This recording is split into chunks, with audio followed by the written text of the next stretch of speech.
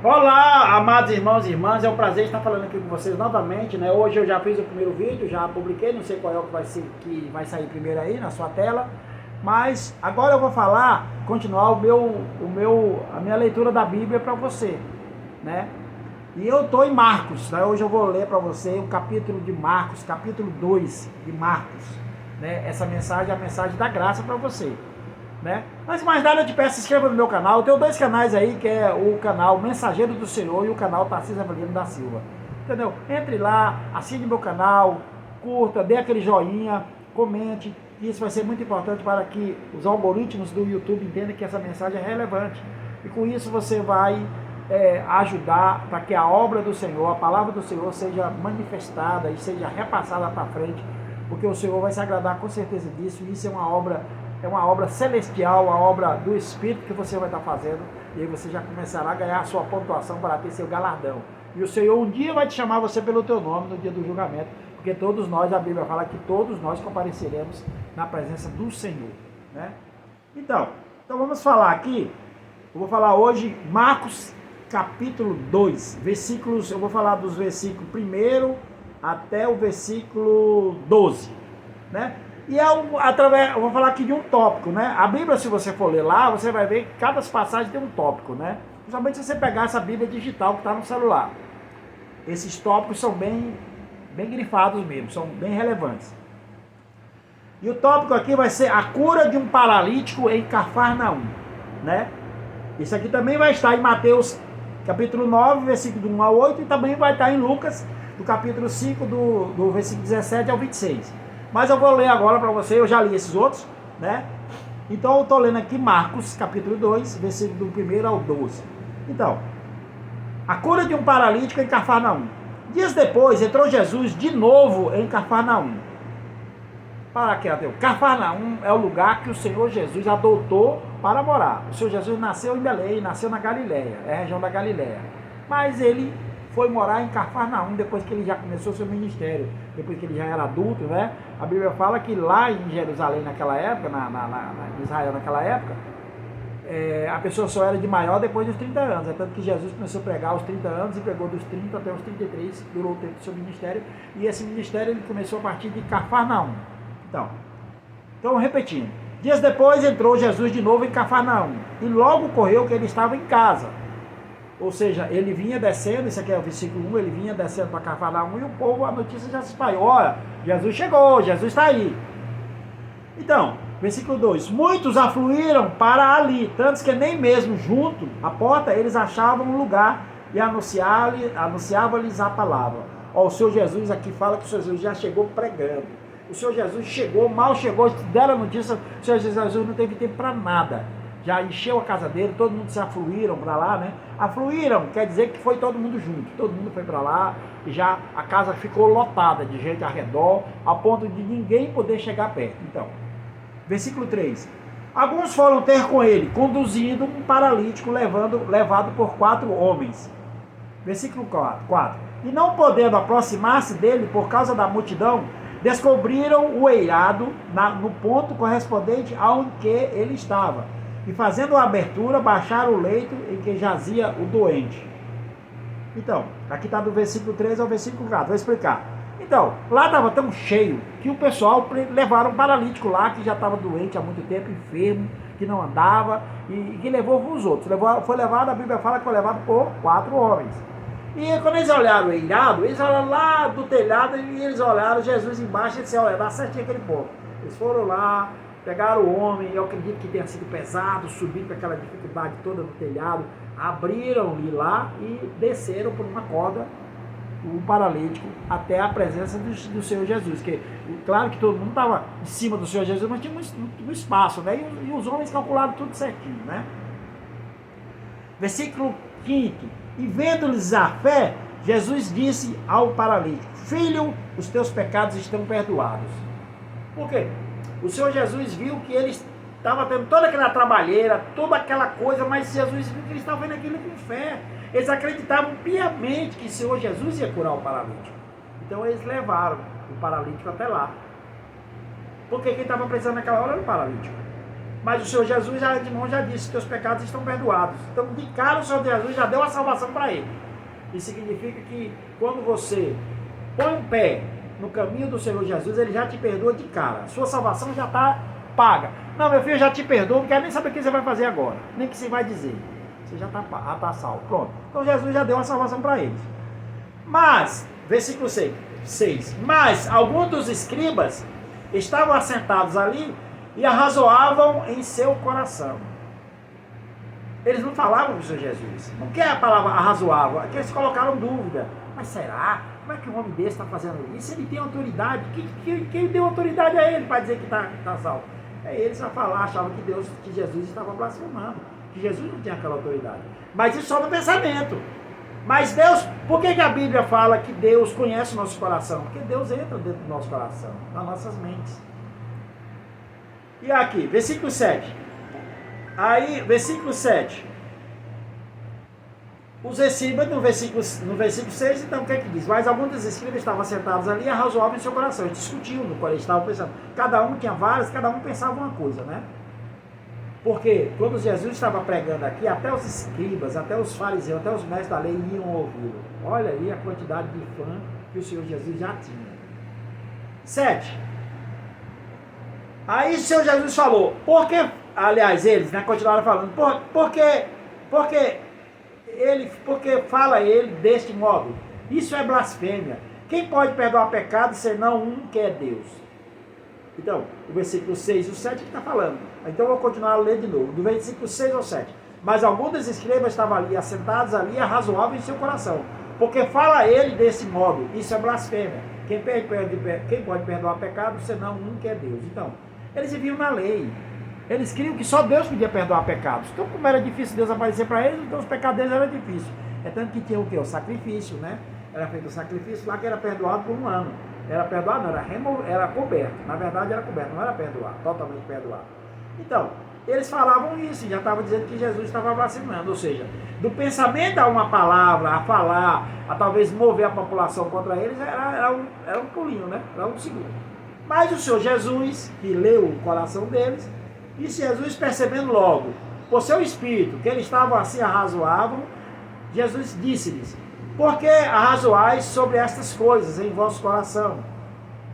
Versículo 9, qual é o mais fácil? Dizer ao paralítico, estão perdoados os teus pecados, ou dizer, levanta-te, toma o teu leito e anda? Versículo 10, ora, para que saibais que o Filho do Homem tem sobre a terra autoridade para perdoar pecados, disse ao paralítico, eu te mando, versículo 11, eu te mando, levanta-te, toma o teu leito e vai para a tua casa. Versículo 12, então ele se levantou, no mesmo instante, tomando o leite, retirou-se à vista de todos, a ponto de se admirarem todos e darem glória a Deus, dizendo, jamais vimos coisa assim.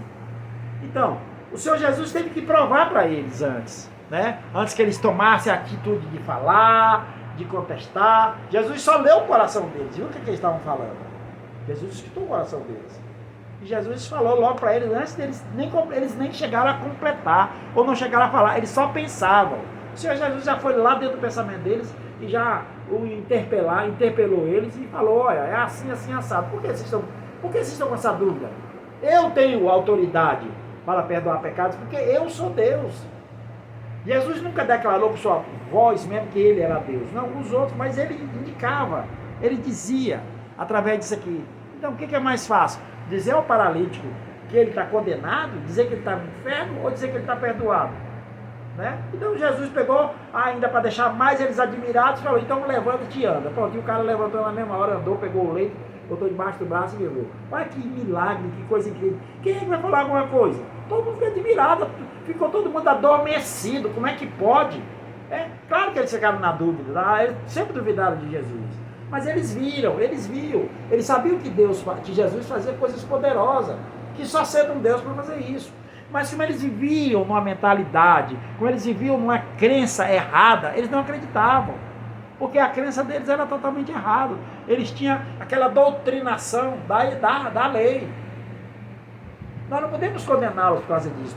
Não somos ninguém para condenar ninguém, não devemos condenar o nosso próximo por causa desse pensamento, porque a lei, na verdade, ela foi dada. A Bíblia fala que a lei foi dada por Moisés, Mas é a palavra de Deus. É a palavra de Deus. E o homem antes vivia debaixo da lei. Até hoje, simboliza que até hoje tem muitas religiões que misturam a lei e a graça. E Paulo já exortou isso lá no livro de Gálatas. Quando Paulo exortou os Gálatas sobre isso. Que vocês misturam muito. Misturam muito. Mas nem por isso Paulo os condenava. Eles misturavam. Como tem aqui na Terra hoje muitas religiões, muitos signos religiosos que eles misturam o Evangelho. Né? O Evangelho da Graça foi dado a partir de Jesus Cristo. Todos os livros que falam, né, só não do Apocalipse, que é o último livro, é o livro final, mas quase todos os livros que falam da graça do nosso Deus, da graça do Senhor Jesus Cristo. São as boas novas chamadas. A segunda aliança é a promessa de Deus, é a segunda aliança de Deus, porque Deus, ele deixou, a primeira aliança passou. Então, para nós, que é a primeira aliança? A lei. A lei, nós éramos salvos pela lei. Mas nenhum homem naquela época foi salvo pela lei, nenhum. É tanto que precisava ter o sacrifício, porque Deus aceitava o sangue, e o sangue era o sangue de um animal. Podia ser do cordeiro, de um boi, de uma pomba. Animal que tivesse sangue, pode ter qualquer tipo de ave, desde que o sangue fosse imolado pelo sacerdote. E o sangue aspergido num propiciatório, né, que é a Arca da Aliança, esse pecado era coberto por um ano. Todo ano tinha que fazer isso. Se você vê 70 anos, você tem que se fazer sacrifício 70 anos. Já pensou? Como era duro. A lei sempre foi assim. É muito difícil seguir a lei. Isso simboliza que a lei é muito dura para você seguir. Não? Então Jesus veio e tornou tudo isso mais fácil para nós. O Senhor Jesus cumpriu tudo que nós não poderíamos cumprir, tudo que nós não daríamos conta de pagar, e Ele pagou em nosso lugar. E transformou tudo isso, toda essa graça, Ele enrolou assim, fez um grande pacote de presente e colocou nas nossas mãos. Daqui é de graça, não precisa você pagar, não se atribule não fique nervoso não vá fazer coisas horríveis, coisas impossíveis, não pule de um penhasco, não pule de cima do prédio, não dê a sua própria vida, não sacrifique seus irmãos, não sacrifique animais, não caminhe 200, 300 quilômetros em meu nome, não faça nenhum tipo de coisa para comprar a salvação. Porque você é muito pobre para comprar a salvação e eu sou muito rico para te vender a salvação. Então eu vou te dar de graça, porque não tem jeito. Não tem jeito. Não tem jeito de a gente ser salvo se não for de graça. Então hoje, minha irmã e minha irmã, nós somos a geração mais abençoada da Terra. De toda a existência da Terra, esses 5.000 tantos anos que a Terra teve, de toda essa geração aí. Né? Alguns homens falam que aquela dinossauro, né, que a Terra tem 300 milhões, 500 milhões de anos, é engano, isso é mentira, conversa. Né? A Bíblia, ela fala que a nossa geração começou em Adão, depois de Adão até Noé, de Noé até Abraão, de Abraão até Jesus. Então esse é o tempo da Terra. E tem lá quantos anos aproximadamente? E juntando mais os 2.000 e tantos anos hoje que tem Jesus, eu acredito que a Terra tem mais de 5.000 anos de existência. Então, mas não importa quantos anos, se é 400 mil anos, se você acredita em 500 mil anos, 600 mil anos, deixa pra lá que isso aí é só história. Isso não influi na nossa salvação hoje. Porque hoje nós temos que crer na obra consumada através de Jesus Cristo. Então, o próprio Deus, Ele veio à Terra e Ele se fez filho para poder dizer que Ele veio obedecer. Ele, como filho, veio obedecer. Ele obedeceu a lei de Deus. Ele veio para cá para cumprir a lei de Deus no nosso lugar. Ele nos representa. Toda essa população hoje que tem de 8 bilhões de pessoas, nós temos um só representante, Jesus Cristo. Ele nos representou perante Deus, perante o nosso Pai. Porque quando Ele derramou o sangue, Ele nos transformou em filhos de Deus verdadeiro. Quando Ele derramou o sangue, Ele nos transformou em profeta e sacerdote. Quando Ele derramou o sangue, Ele deu direito a sermos participantes da sua herança. Porque Ele é filho de um rei. Deus é o grande rei e Ele é o nosso rei. Ele é Deus. A Bíblia fala e aponta que Ele está desde a fundação do mundo. Então simboliza que Ele é Deus. Mas durante a vida dele aqui na Terra, ele não usurpou ser Deus. Não, mas Ele indicava, Ele mostrava. Mas o problema era o que estava no coração dele, de servir ao Pai. Ele tinha um coração puro, Ele não pecou. Jesus nunca pecou. Satanás até que tentou, mas ele nunca pecou. Mas hoje nas nossas vidas, Satanás tenta toda hora, e toda hora você cai. E toda hora você cai na armadilha dele. Eu caio, você cai, eu não sou melhor do que você, meu irmão, eu caio. De vez em quando eu caio no engano desse maligno. Mas sempre eu estou declarando, sempre hoje eu tenho uma nova visão. Graças a Deus, aleluia, o Senhor Jesus me achou. E ele me colocou aqui para falar essa palavra para você. Não porque eu sou bom, que eu não sou bom. Não porque eu sou merecedor, não sou merecedor de nada, de nada, de nada. Eu sou um miserável pecador. Talvez eu seja o maior pecador de todos. Você não tem noção das coisas que eu já fiz coisas horríveis. Mas eu vivo em paz, eu vivo livre. Porque eu sei que eu tenho um representante. Eu sei que eu tenho um salvador. Eu sei que a minha dívida está paga. Além da minha dívida estar paga, o Senhor Jesus ele me deu suprimento para mais para frente. Ele quer dizer que eu ainda vou cair de novo, ou errar de novo, porque o Satanás ele não para de nos atacar. Ele é um bicho tinhoso, ele é um capeta miserável, ele para toda hora, mas você tem como se blindar. Coloque o seu pé em direção ao Senhor Jesus. Nunca declare para ele que você dá conta de pagar seus pecados. Eu não dou conta de pagar meus pecados, nunca dei, e nem me darei nunca. Quem me supre e quem pagou meus pecados é Jesus. É Ele que coloca no meu coração as suas próprias leis. Então eu vou cair, mas eu vou cair, porque para Deus não tem pecadinho e pecadão. Eu vou cair, um momento ou outro eu estou caindo, um momento ou outro. É um pecadinho pequeno, às vezes num negócio querer ser mais sabido que o outro, às vezes numa mentira, contar uma pequena mentira e eu colocar na minha. Não, mas isso não vale nada. Você entendeu? Isso vale sim. Mas quando você está em Cristo, aí não vale não, porque o Senhor Jesus, a Bíblia fala que Deus não vê nossos pecados. Quando você está em Cristo, Ele não vê nossos pecados. Mas a gente continua sendo pecador. Verdade ou não é? Nós continuamos sendo pecador. Isso é fato. Enquanto estivermos nessa carne aqui, nós já somos santos, santificados pelo sangue do Senhor. Você é santo. Igual sabe aquela estatueta de barro que na sua religião você adora?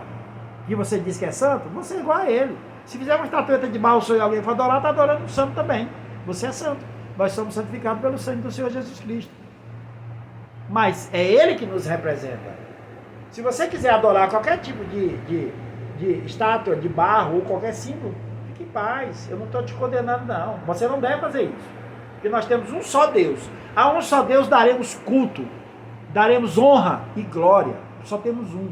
Mas tem gente que, já viu aquele que adora o Santo Antônio, outro, não estou acusando você de que é católico, mas tem aquele que adora outro tipo de santo, aí aquele adora um símbolo, coloca lá. A Bíblia fala que o Senhor Jesus Cristo nos libertou de todas essas ordenanças. Nós, para louvarmos e glorificarmos o nosso Deus, não precisamos de nada. Precisamos só nós e Ele. Só você se ajoelhar no pé da sua cama, de coração aberto, você falar com Deus. Deus não vai olhar se tem algumas coisas ao redor, se tem lá os preparativos, não. Deus não é tipo o pessoal que são umbandista, que são espíritas, que botam lá um monte de coisa lá pro Xangôs, né? E eles falam de Jesus também. É tanto que eu já participei de alguns cultos espíritas e eu vi que eles falam de Jesus, né? Eles dizem, louvado seja nosso Senhor Jesus Cristo. Eles falam de Jesus. Mas eles misturam, eles colocam entidades para representar e através daquelas entidades pedir, falar com Deus. Você não precisa disso, meu irmão, entenda. Você não precisa de nada disso. Você precisa só você mesmo, o seu coração. Só o seu coração, você se ajoelhar, você ser humilde. É nessa hora, quando fala que o Senhor Jesus veio para os humildes, para os pecadores, para os mais humildes, é isso. Não é que Deus veio para os pobres, para as pobrezas, que Deus só adora. Deus, na sua concepção, Deus está só ali do lado dos moradores de rua. Não, Deus está ao lado de qualquer um que se humilha. Deus está ao lado de qualquer um que tem humildade no seu coração para honrar o nosso Deus. Porque quando você honra o nosso Deus, honra o nosso pagador que pagou nossas contas, pagou nossas dívidas, aí você é honrado. A Bíblia fala que o próprio Deus vai te honrar, porque você honrou o Filho. Então, meu irmão, essa é a mensagem da verdadeira graça. Entenda, você não está aqui para condenar seus irmãos. Você não está aqui para tirar pedras das pessoas. Você está aqui para abençoar. Você está aqui para desejar coisas boas. Você está aqui de fato para fazer coisas boas. Mas nunca faça coisas boas esperando trocar a sua salvação por isso. Não. Você tem que ter um coração contrido, um coração apaixonado pelo Senhor Jesus. É isso que a Bíblia fala. É isso que quer dizer a mensagem da graça. Então, quando você entende essa mensagem, você vai continuar sendo pecador, você vai continuar caindo, mas você agora, a partir de hoje, você mudou a sua mente, você sabe que mesmo que você caia, você está em Cristo Jesus. Já viu aquela parte dos Salmos que diz: ainda que eu ande no vale da sombra e da morte, eu não temerei, porque o Senhor está comigo? Pois é, que é o vale da sombra e da morte? Aqueles lugares ruins que você vai, talvez aquela prostituição, talvez aquele lugar que está vendendo drogas, talvez aquele lugar que você está lá jogando, mentindo, roubando, enganando. Isso é o vale da sombra e da morte. Do vale da sombra e da morte. Porque ali você pode morrer num momento desse. Mas se você estiver em Cristo, Ele vai te proteger. Os inimigos não vão te ver. E você vai sair de lá ileso. E aí você vai sair para um novo nível, um novo patamar. Porque você, ainda que caia, quando você fala ainda que caia no vale da sombra e da morte, ainda que eu ande no vale da sombra e da morte, isso quer dizer que às vezes você não está indo porque você quer. Às vezes você está indo involuntariamente. Às vezes você está indo porque Satanás está te tentando, está te levando para ali. E às vezes você, por um momento ou outro, você cai no engano.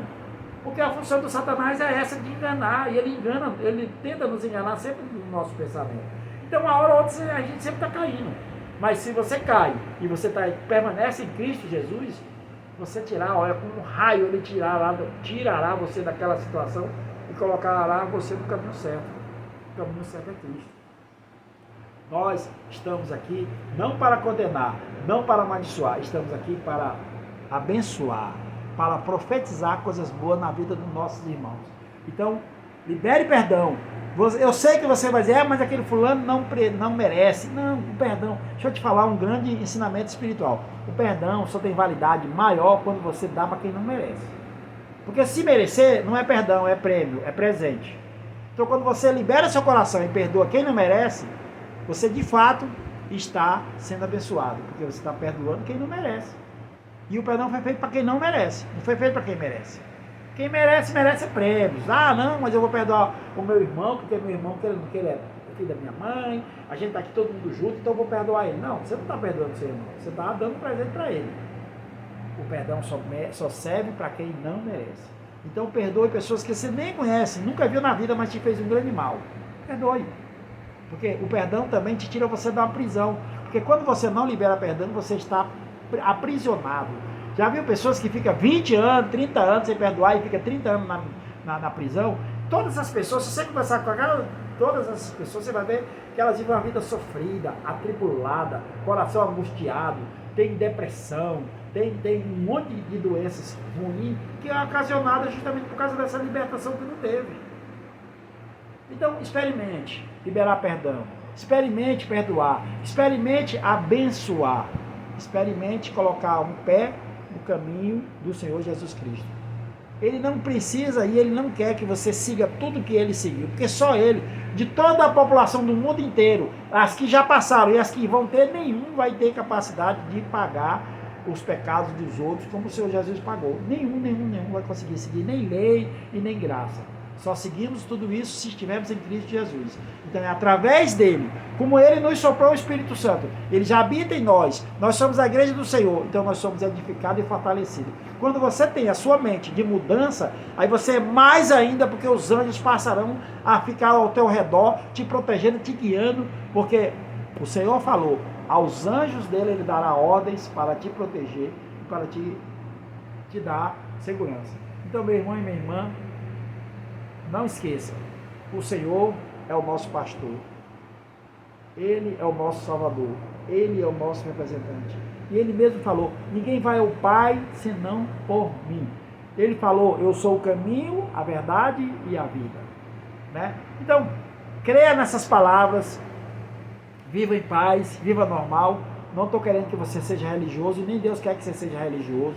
Você que é casado, você que é solteiro, você que é pai de família, você que é mãe de família, aquieta seu coração. Viva em paz. Coloque o pé no caminho do Senhor. Amém? Fique na graça e na paz do Senhor e até uma outra vez.